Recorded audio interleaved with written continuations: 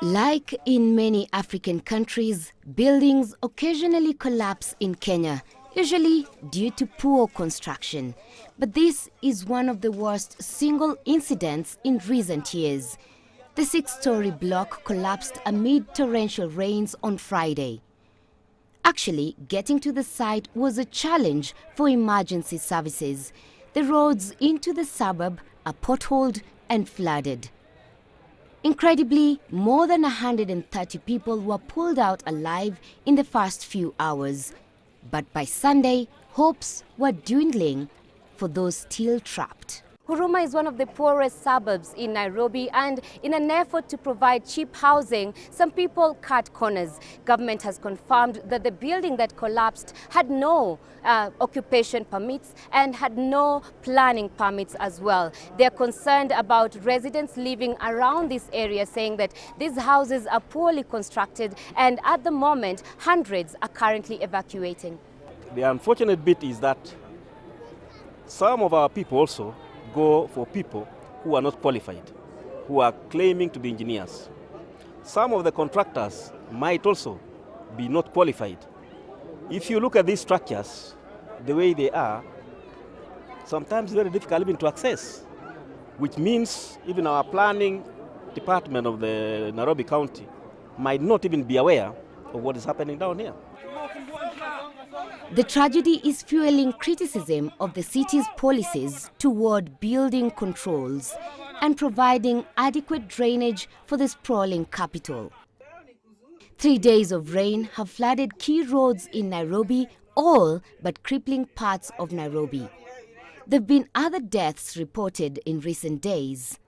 And people in Nairobi fear more buildings will collapse. Hundreds have been evacuated from their homes here and other slums across the city. Soni, Methu, CCTV, Nairobi, Kenya.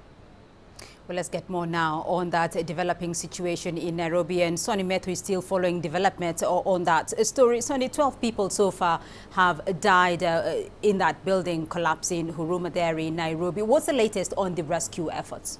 Well, Beatrice, when we spoke to some government bodies and the rescue people on the ground, they said they were afraid of using heavy machinery just because there were fears that they could injure more people who were still trapped in the building. And they said as long as they know there are people alive in the building, they were not going to use any heavy machinery, so that any person who comes out there is alive and well, and any bodies that are pulled out of the rubble comes out as intact as possible. So this morning we're hearing that they're starting to use heavy machinery, which means less hope for the people who are trapped in there. But we do know that the flooding has not only affected parts of Nairobi, parts of the country as well are affected by the flooding. What do we know about that? Well, according to the Meteo department, they were expecting about 12 millimeters of rainfall, and now they're getting about 80 millimeters of rainfall. This is not predicted, this is not anticipated, and we're hearing at the river banks, which is close to the Nairobi International Airport, have burst its banks. We're hearing of flooding in other areas. At least 1,000 people have been displaced in various parts of Nairobi, including Huruma, Satellite, and these people are now getting aid from Red Cross, and more people are being asked to evacuate from their homes, especially places that are either downslope, close to a river bank, and also places that are known to have flooded in the past years. What exactly, though, is the government doing about this? Because we understand that this has got to do with the poor drainage system around the city of Nairobi. What exactly are authorities doing or saying about this situation? Well, the governor of Nairobi now says that they are providing aid, especially non-food items and food items to those who have been displaced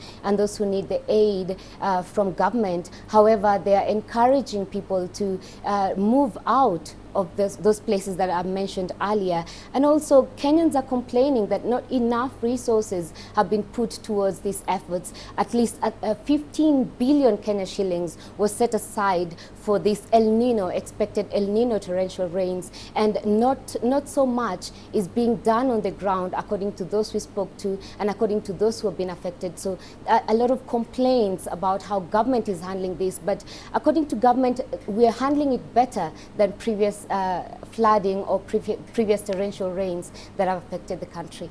All right, Soni Methu, thank you for that update where she's telling us about the flooding that is being experienced in a part of Kenya.